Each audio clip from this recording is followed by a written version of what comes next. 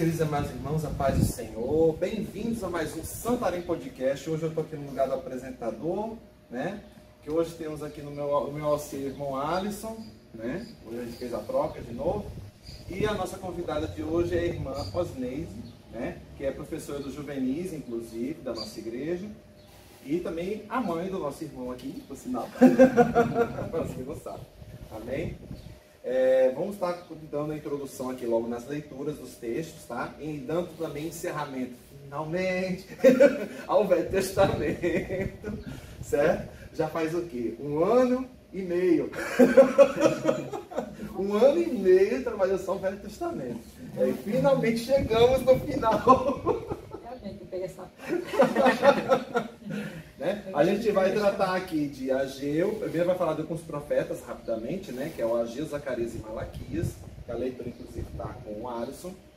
Depois Esdras e Neemias, que estão comigo, e Esther, que vai estar com o irmão Zinei, tá bom? Aí, irmão Alisson, dá início aí a sua leitura de Ageu, capítulo 1. Né? Pai Senhor, vamos dar início à nossa leitura. O principal, Ageu, capítulo 1, versículo 1 e 2, fala o seguinte: no ano segundo do rei Dário, no 6º mês, no 1º dia do mês, veio a palavra do Senhor, pelo ministério do profeta Ageu, a Zorobabel, filho de Sealtiel, príncipe de Judá, e a Josué, filho de Josadaque, o sumo sacerdote, dizendo: assim fala o Senhor dos exércitos, dizendo: este povo diz, não veio ainda o tempo em que a casa do Senhor deve ser edificada. Amém.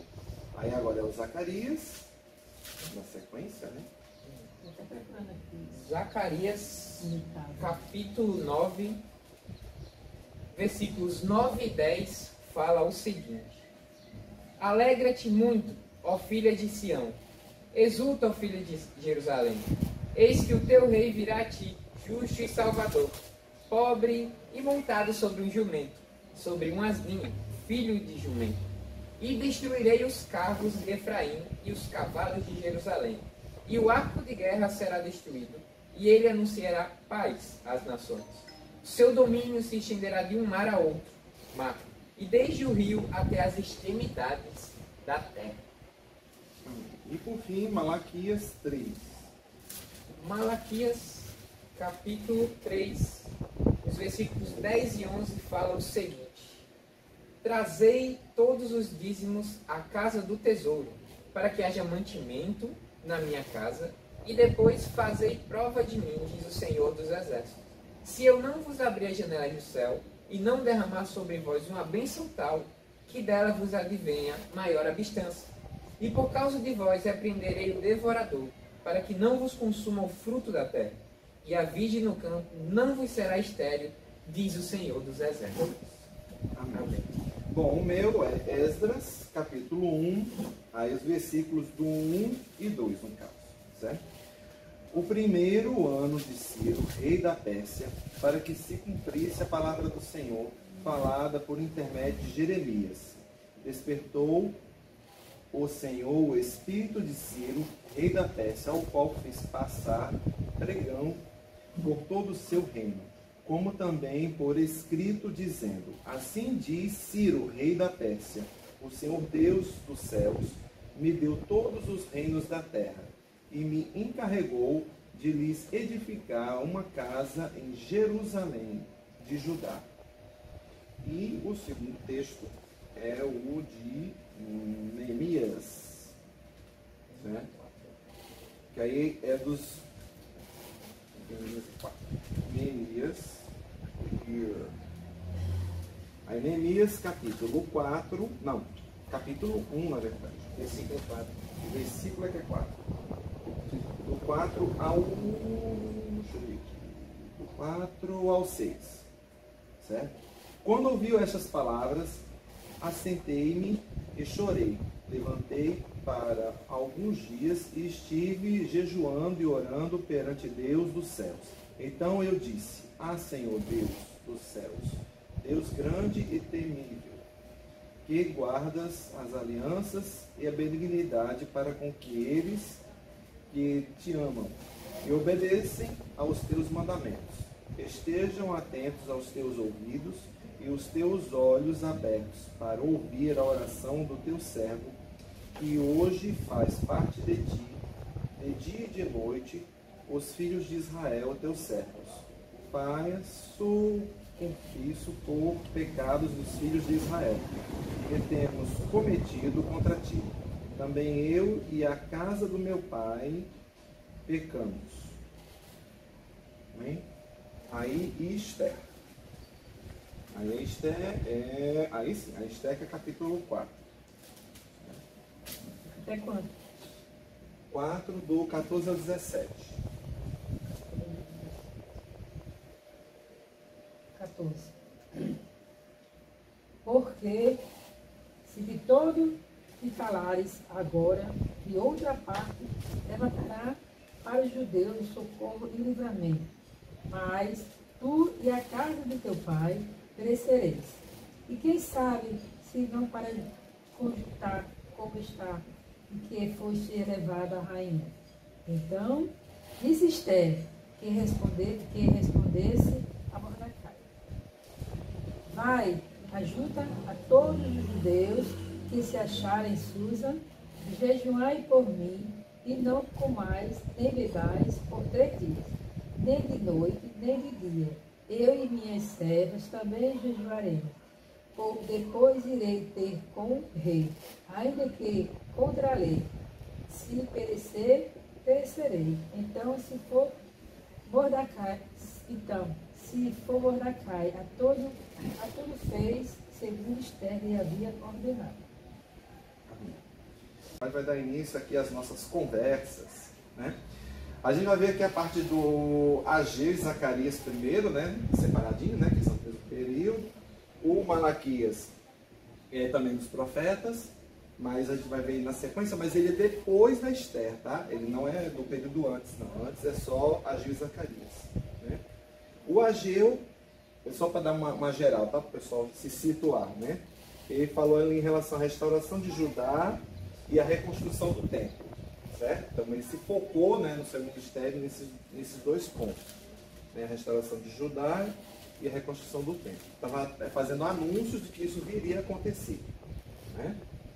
Já o seu contemporâneo, que é o Zacarias, pregava sobre a vinda do Messias, né? Ele já começou a pregar a vinda de um Salvador para o povo hebreu, certo? Trazendo de novo aquele mesmo conceito de outros profetas anteriores a ele, né? Já o Malaquias, aí é 100 aninhos depois, fechadinho, né? Aí ele veio falar em relação a dízimos e ofertas, que é um dos textos principais. Mas não é só isso que Malaquias prega, tá? A gente vai chegar nesse detalhe também. Mas é porque esse texto acaba sendo o mais famoso dele, né? E o Malaquias isso vai dar discussão. Dentre os 3 é o mais polêmico, eu já vou avisando. Certo? Então esses são os profetas, para encerrar os profetas. Essas em Neemias são emissários, para o pessoal entender. Emissários são aqueles que são mandados por alguém para fazer algo, tá? Eles são tratados como emissários, então eles não entram bem ali no reis e profetas, mas como eles estão a serviço do reino, então eles encaixam dentro do contexto. E a Esther, não precisa dizer mais nada, que ela é a rainha, né? Então não preciso falar muita coisa, mas a gente vai entrar no texto dela também, certo? Aí vamos começar então com Ageu e o Zacarias, que são contemporâneos, né? Qual é a visão de vocês assim acerca dos 2 profetas contemporâneos? Quer falar, mãe? Ageu, ele foi profeta, né? Que anunciou sobre a casa do Senhor, né? Para reformar, né? O Senhor usou grandemente ele, porque ele chegou na cidade e o povo só queria se e nada, né? Com Deus, começaram a fazer suas casas lindas e maravilhosas. E cadê a casa do Senhor? Né? Essa o Senhor sempre fala. Não, mas sempre foi dito que primeiramente o reino de Deus é mais e a sua justiça. Então está escrito lá, né? No Novo Testamento sobre isso, né? Sempre que eu estou, às vezes, evangelizando, eu sempre digo isso. Que o ser humano só visa a si mesmo, né? É muito debatido contra isso por causa disso, né? E Ageu, ele foi um profeta que o Senhor usou, chegou lá, entristeceu, né? Então, o povo, todo mundo vai com sua casinha linda, cadê a casa do Senhor? Aí isso usou ele para fazer, levantar o templo, né, que estava caído. Né? E não gostaram não. Por quê? Porque eles queriam a casa bem linda e maravilhosa, igual a de Salomão. Né? Mas Deus estava presente ali naquele templo. Não via, como Deus não via a aparência, né? Mas sim vê o conteúdo. Né? Então, o povo não viu o conteúdo, só via a aparência. Então, eles achavam que a casa do Senhor não estava pronta para ser adorada. Mas não. Ou seja, só sempre a Espírito Santo também está, né, melhor do que uma casa bem feita. Então, a primeira casa seria melhor do que a segunda casa seria melhor do que a primeira. Né? Mas trazendo para o dia de hoje, a senhora acha que acontece muito isso também? Está do mesmo jeito. Que a gente foca muito na aparência, né? Não vou para aquela igrejinha porque não tem ar-condicionado. Se me chamarem para pregar ali, não vou de jeito nenhum. Não vou botar ali não, porque começa a botar meio de... A igreja pobre.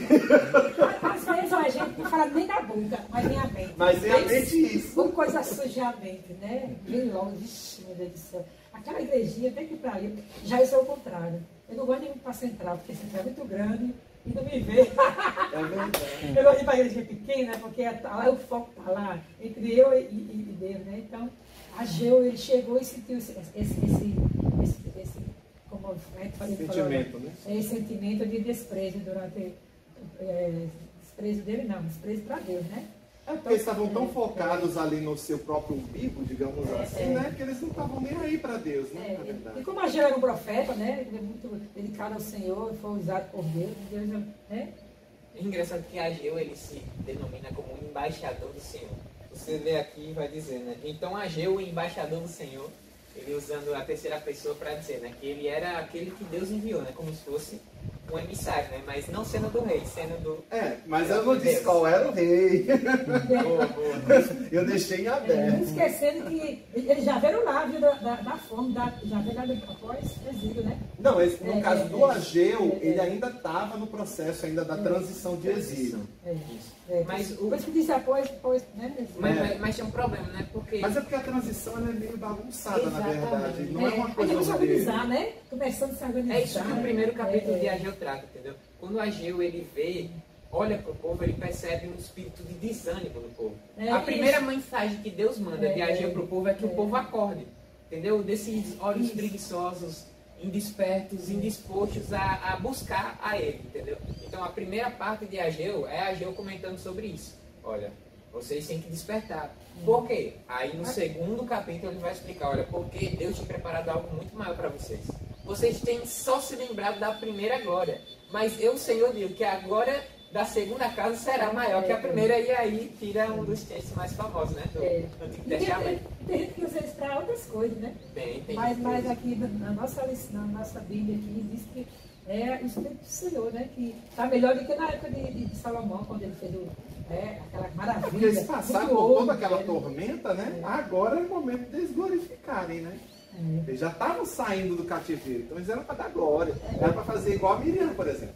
A Miriam, no momento que ela saiu do primeiro cativeiro, qual foi a primeira atitude dela? Foi louvar, adorar. Eles estavam esperando aquilo do povo todo, não só de um indivíduo, né? Foi isso que ele se entristeceu, a gente, por causa disso, né? Aí ele foi desse o medo tomou conta, né?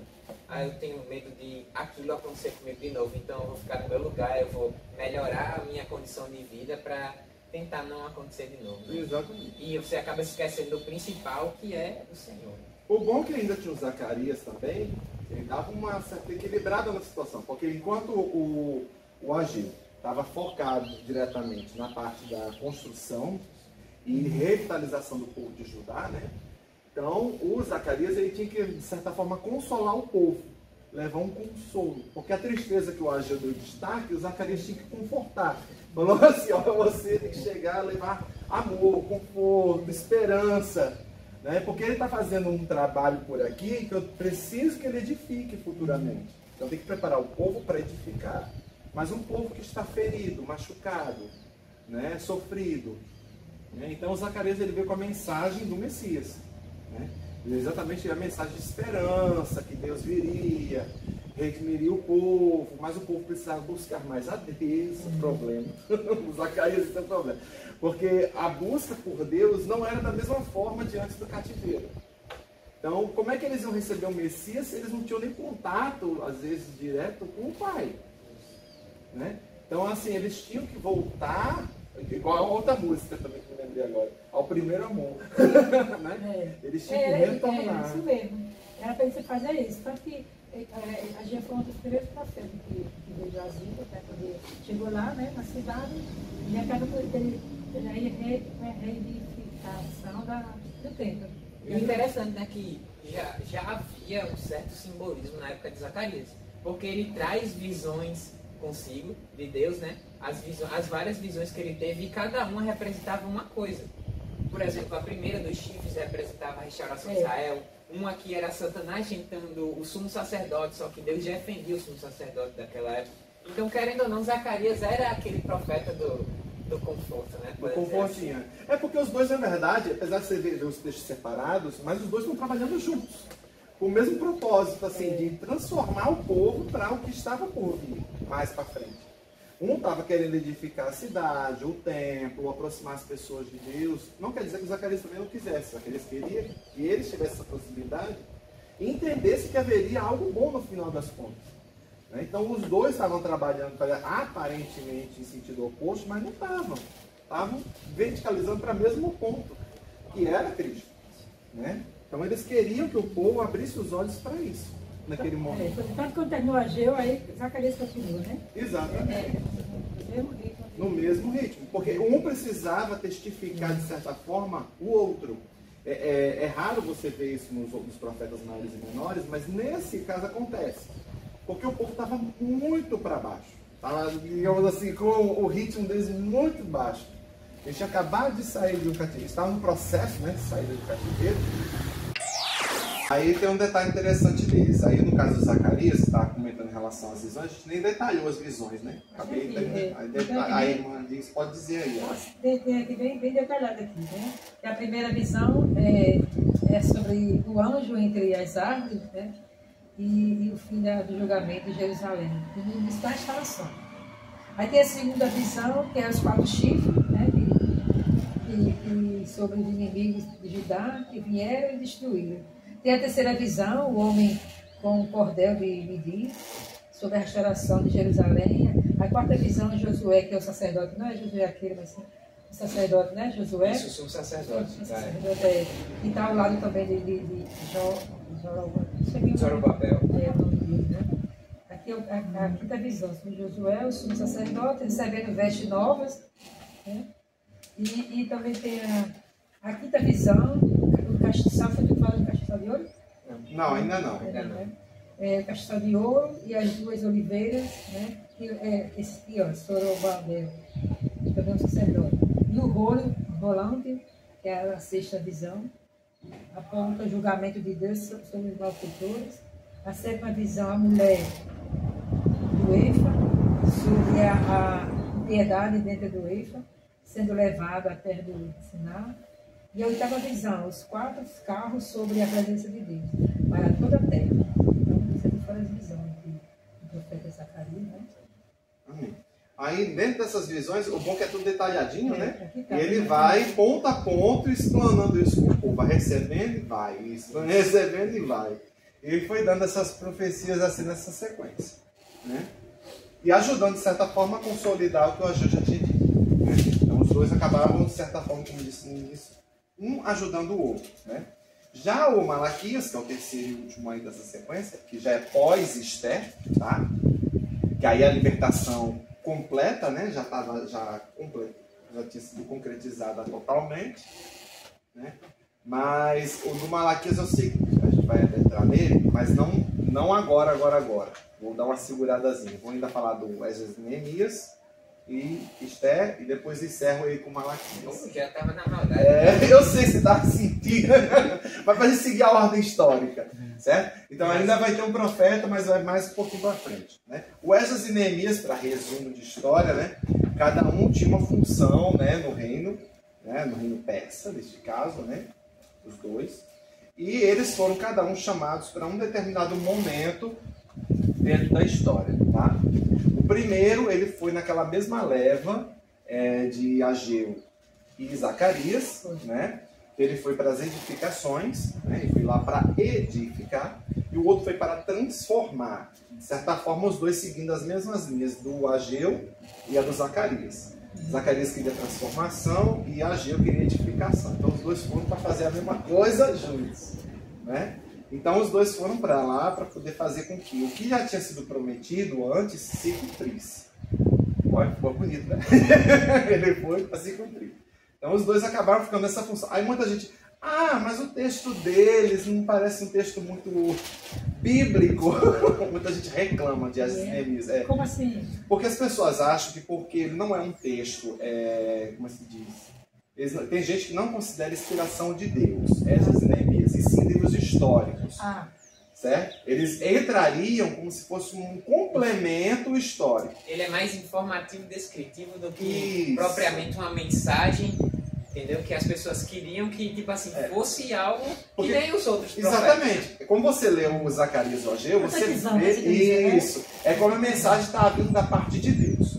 Então, de todos os contextos, só Esdras e Neemias não é um texto direcionado de mensagem de Deus. Mas ele está muito mais focado nas ações que Deus queria fazer naquelas duas primeiras profecias que a gente leu, do Ageu e do Zacarias.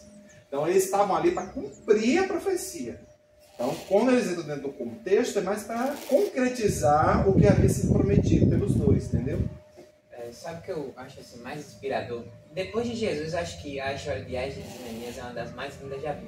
Porque eu não me lembro quem é o pregador que fala isso, mas existe uma frase que diz assim: pregue, se possível fale. Eu não sei se vocês se lembram de quem é essa frase. A frase eu lembro, mas não sei quem é a pessoa. Então, essa frase ela diz muito sobre o que é o cristianismo de verdade. É você fazer mais do que você falar, não é verdade? E eu me lembro muito quando a gente foi, por exemplo, evangelizar lá no interiorzinho, porque, tipo assim, antes de a gente começar a falar de Jesus, entendeu? Qual era o nosso objetivo? Não era ir lá e mudar a vida das pessoas? Dar o auxílio, o suporte, seja em alimento, seja em roupa, seja em coisa de saúde, enfim. Quando você começa assim, você meio que começa demonstrando um brilho diferente seu, não é de você, mas que está em você para outras pessoas, não é verdade? Uhum. E tipo assim, isso faz com que as pessoas olhem para você diferente, essa pessoa é diferente. Por que ela está fazendo isso? Aí depois, quando você fala de Jesus, aí tudo começa a fazer sentido na vida das pessoas. Mas antes de a gente falar de Jesus, o brilho as pessoas precisam enxergar o brilho na gente primeiro, não é verdade? E eu acho isso incrível em Neemias e Esdras, porque eles fizeram muito mais do que eles falaram. Não, e eles chamavam atenção porque geraram incômodo aos outros povos vizinhos. E eles lá, é aquele negócio aqui, vamos imaginar uma construção civil hoje. O irmão tá lá sentando o tijolinho. Tá lá, sentando o tijolinho de boa. Aí chega um incircunciso do nada e diz: você tá construindo no lugar errado. Esse templo aí não pode ser edificado. Aí essa, fiquem calados e continuem a trabalhar. Não se metam nem chamado. Eu lhe chamei para você ajudar. Eu lhe perguntei alguma coisa. Se não for para ajudar, não atrapalha. Ainda bem que a gente é mais educado, vai ver educado que a gente, porque se vocês não se metam, não. Não, mas ele deve ter dado umas indiretas e continuou fazendo o serviço. Fingir que não estava nem ali o povo, mas continuou trabalhando aí. Porque hoje é mais pesado. Hoje é mais pesado a língua do ser humano, né? A língua do ser humano é mais pesada, não vai dar nada, não. Não, mas é o que eu tô falando, eu acho que eles, de certa forma, tocaram o barco. Deixaram o pessoal lá falando, reclamando, xingando, o que fosse, mas continuaram fazendo lá o trabalho deles e não estavam nem aí para o que estava rolando. Mas essa luz que você estava falando no início é exatamente essa luz que incomoda quem está nas trevas. Esses que estavam lá incomodando os dois, tanto Esdras como Neemias, eram pessoas que estavam nas trevas, incomodadas com a luz dos dois. Eles estavam ali, agora eu falei a mando do rei, né? Mas não disse qual, né? Na verdade, ele foi mandado pelos dois reis, né? O rei terreno, que foi, de certa forma, né? É o Artaxerxes. E também, de certa forma, o rei dos céus, né? Porque era para se cumprir o que tinha sido dito antes. Né? Então, ele seguiu ali aquela mesma linha, seguindo tudo conforme Deus queria. Inclusive, na restauração do povo, ele tentou fazer com que o povo voltasse a ser o que eles eram antes do cativeiro. Então, eles ficaram fazendo todo um tratamento antes, né, para poder ir restaurando o povo aos pouquinhos. Mas se eles não tivessem feito esse movimento, eu acho que todo o plano provavelmente poderia ir por água abaixo. Quer dizer que E Deus queria sempre que o templo estivesse em pé, nunca deixasse, se caísse, levantasse de novo, né? Porque para se cumprir a profecia, né, de Jesus ainda. Entendi, porque Jesus não tinha vindo ainda, né? Então tem que ter algum lugar para adoração, né? E se não deixasse naquele tempo, o povo se desviava, né? Mas a senhora sabe qual foi a penúltima profecia que já se cumpriu do tempo? A última ainda não se cumpriu. Vai se cumprir em Apocalipse, né? Mas a penúltima já se cumpriu. E já faz um século já. A senhora sabe? Qual foi? Não me lembro, se souber.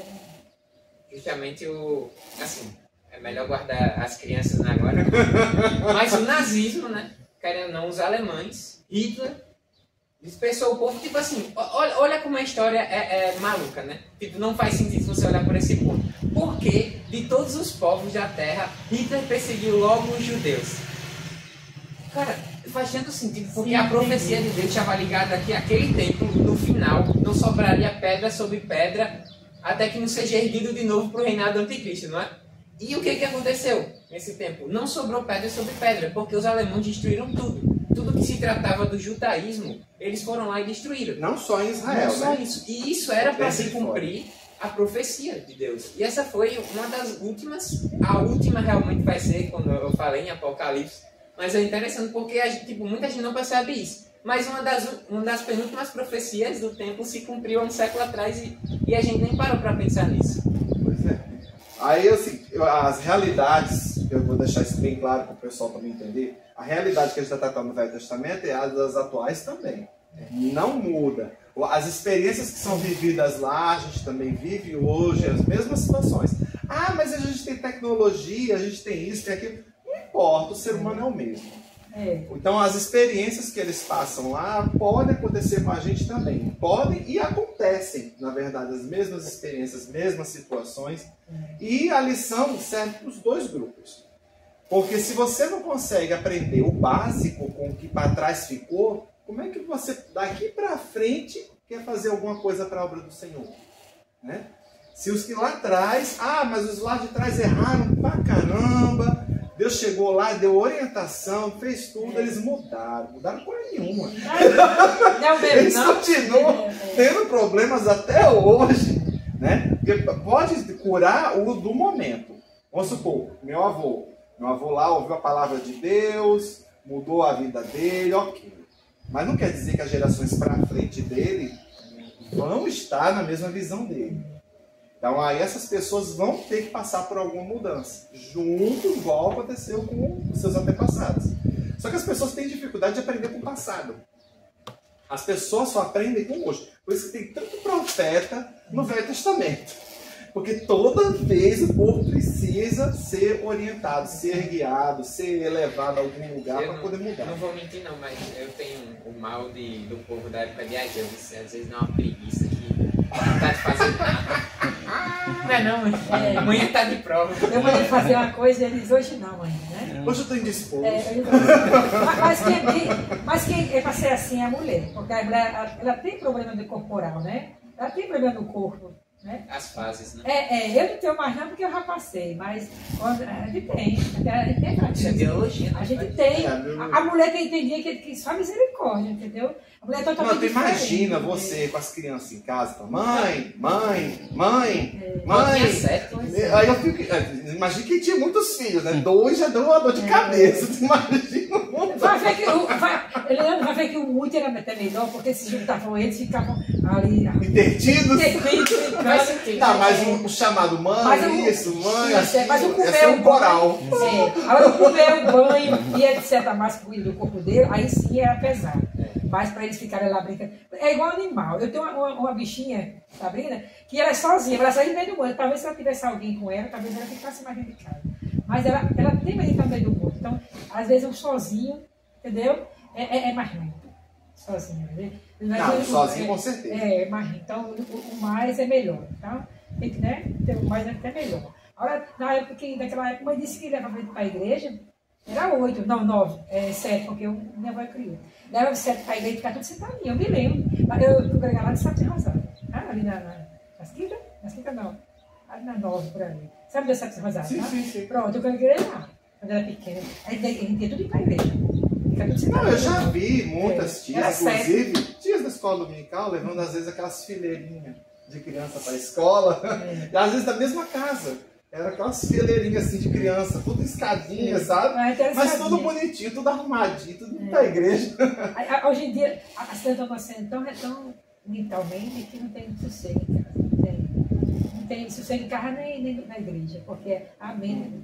É isso que eu estou falando, porque as pessoas estão vivendo apenas o hoje. É isso que eu estava discutindo isso antes. As pessoas estão vivendo só o agora. Não querem aprender nada com o passado, porque acham que o passado não vai edificar para o futuro. Não tem a ver, o aprendizado que meus pais aprenderam não é o mesmo do meu, as experiências deles não são as mesmas das minhas. Não é bem assim. As experiências são as mesmas. A gente vê no texto bíblico assim. Na vida é assim. Por mais que o que você vai ter é o que chamamos de novos desafios. Aí novos desafios eu concordo. Vai surgir novos desafios sempre durante a jornada. Mas os antigos, eles se repetem. Faz uma pergunta, por que você é assim? Aí já responde, por causa dessa criação da sua mãe. Por que ela disse assim? Porque é a criação que eu tive, né? Então, esse povo que morreu, né, lá no Rio, estão questionando no caso das mães, né?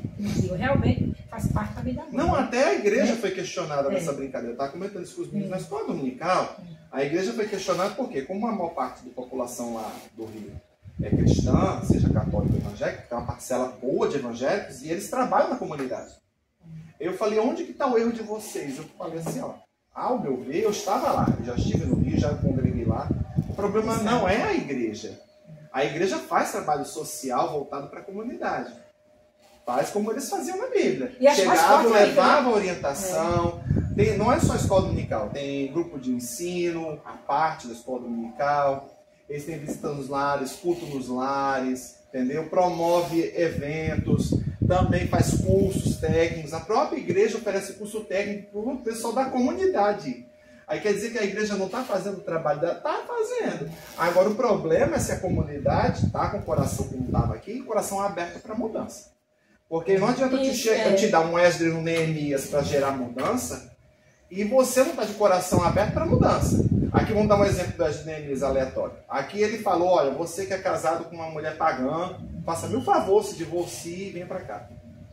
Quando ele diz isso, não se para aquele famoso aquele bordão da Dona Clotilde, não se misture com ajeitada. Mas eu sempre assim, vem lá de Sassal, não se misture com aquele povinho, né? Aí ele falou, se você quer se purificar, você quer ficar mais próximo de Deus, faça isso. Aí a pessoa achou duro assim, mas o Neemias disse um negócio desse, se é duro demais, a pessoa não quer abrir. Então converta a tua mulher e vem pra cá. Agora, não tem como vocês viver de julgo desigual. Estou usando isso como exemplo, tá, gente? Mas tem outras coisas também. Não é só de sanção, mas até casos muito mais antigos como Gênesis, por exemplo, né? Esaú teimou querendo ou não, com o pai e a mãe dele, né? Tanto que Isaac e Rebeca falaram, olha, a gente quer que você, da sua parentela, para que a gente preserve a nossa geração. Esaú foi lá, buscou mulheres que não eram da sua parentela e acabaram desagradando seus pais. Tem o próprio Salomão, que a gente citou, que casou com mulher de tudo que é raça. Isso aí foi o pior. Mas sabe o curioso? Parece que foi o pior. Sabe o que é o curioso nesse detalhe? É que o quê? Não é só aos pais que Esaú desagradaram. Quando eles fizeram isso, quando ele fez isso, ele desagradou a Deus também. Tanto que, tipo, o lance da promessa ser roubada, né, tirada dele, não é só a questão de, Jacó fez o mal. Mas também, querendo ou não, Deus meio que permitiu que Esaú perdesse a bênção dele. Porque ele foi irresponsável com a bênção. E isso é uma lição muito hoje, porque a gente, às vezes, é irresponsável por muita coisa nossa. E a gente se pergunta, meu Deus, por que eu perdi isso? Por que eu perdi essa bênção? Por que eu perdi aquela bênção? E a gente acaba se tocando que a gente foi irresponsável. Tem que acordar e abrir os olhos e ver se foi si mesmo, né? Não, porque cada um toma conta de si, né? Dos seus pensamentos, da sua vida. Né? Eu sei que quando tá pequenininho, quem toma conta dele são os pais. Mas quando cresce, quando nós completamos 18 anos, a gente te vira, entendeu? E tem que dizer que claro que não, né? Mas eu disse, te vira, agora tu vai, né? Assina teu negócio de colégio e tudo, né? Então, mas eu disse isso por dizer, mas sei que os cartões estão no teu nome, agora se vira. Mas não é bem não, assim, mas não é, eu entendi o que ela quis dizer. Ela, de certa forma, está preparando você para o futuro. Seja responsável. Seja responsável. Mas esse preparo é bíblico, tá? Isso aí para depois ninguém dizer, é bíblico. É para os pais ensinarem seus filhos o caminho que devem andar. Entendeu? Não é para você ficar assim, não, meu filho, vamos por aqui o tempo todo. Ele tem que saber o que ele vai fazer no futuro, quais são as ações que ele vai tomar, ele vai ter responsabilidades, entendeu? E às vezes a gente até ignora um pouco isso, hoje em dia. Com essa questão da modernidade, os pais hoje são muito assim, a irmã já viu alguns casos provavelmente, né? Mas assim, eu fico pensando, eu falei, meu Deus, eu até comentei isso com os jovens, eu falei, qual vai ser o futuro dos nossos jovens de hoje? Ai, meu Deus, eu fico pensando nisso também direto. Porque a gente vê essa mudança toda, os problemas antigos estão com a gente, os novos problemas vão surgindo, e a gente não consegue resolver os antigos, não consegue resolver os novos, E bola pra frente. e vai empurrando. Quer dizer, essa geração que vai entrar já sabe que não conseguiu resolver as anteriores, não consegue resolver as novas, e qual vai ser o futuro delas depois? Né? Se você não consegue ajeitar o antes, que é para começar, você começar a ajeitar o que está atrás, o que está errado antes. Você quer dizer para que Esté?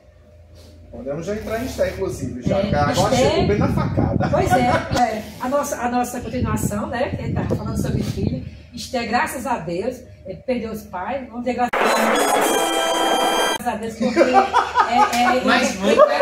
entrando embaixo do Tô brincando. Não, ele entrando no seu primo, que o seu primo criou ele. Graças a Deus que ela teve um primo. Ah, sim. E cuidou dela, né? Ela perdeu o pai pela Ó, isso misericórdia. vai dar um corte maravilhoso. Eu não me responsabilizo. Não, eu quis entrar no seu primo, né? Mordecai, né? Que aqui na minha Bíblia é Mordecai. Você vê qual Mordecai? Ele teve um primo para cuidar dela, né? Que o pai dela, de Esté, era tio de Mordecai, né? Então, graças a Deus que Esté teve um primo para cuidar e cuidou bem direito. Até melhor como qualquer pai. Porque ela cresceu no caminho do Senhor, né? E ela obedeceu bem direitinho. Aí, chega lá no palácio, não se entrega, né? Ainda não, né? Ela chegou lá, foi cuidada e tudo mais, como a gente já sabe. Ela foi bem orientada pelo primo, né? Eu até pensei que era filho, tá? Não, na verdade, é porque é complicado. Porque os costumes dos hebreus antigamente eram o seguinte. Ele provavelmente é irmão do pai dela, certo? É uma possibilidade. Porque antigamente é o seguinte, no teu caso da Ruth, quando o marido morre, ele fica com a esposa daquele irmão que morreu. Então ele dá filhos a ela, mas em nome do irmão que morreu. Isso é confuso, É né? o parente remidor. Mas é o costume da época dos hebreus. Os hebreus tinham esse costume bizarro. De Judá, que não quis É. para deixar a nora... Tinha esse costume, os judeus já tinham esse costume. Então, ele provavelmente era irmão biológico do pai da Esté, mas ele era primo, porque o nome que ele carregava era do pai que morreu. Tá certo. Entendeu? Vamos dizer que tudo família, né? Mas eles são família. Tudo família. Então ele é tratado, por isso que na Bíblia é confuso. Ele é tio, ele é primo, ele é o pai da Esté. Ele é tudo, Né? né? Porque ele foi todas essas funções ao mesmo tempo. Ele é pra Esté. universal. Até hoje tem essa história, que quando uma mãe cria um filho só, ela diz que ela é pai e mãe, né? Aí faz como uma mãe da carne. Exatamente. Pai e mãe, tudo numa Uma pessoa só. E ela foi criada muito bem, né? Uma pessoa muito educada e ele disse, não diga a sua origem, né? E ela ficou bastante tempo guardada até chegar o dia de dizer, né? A origem dela, né?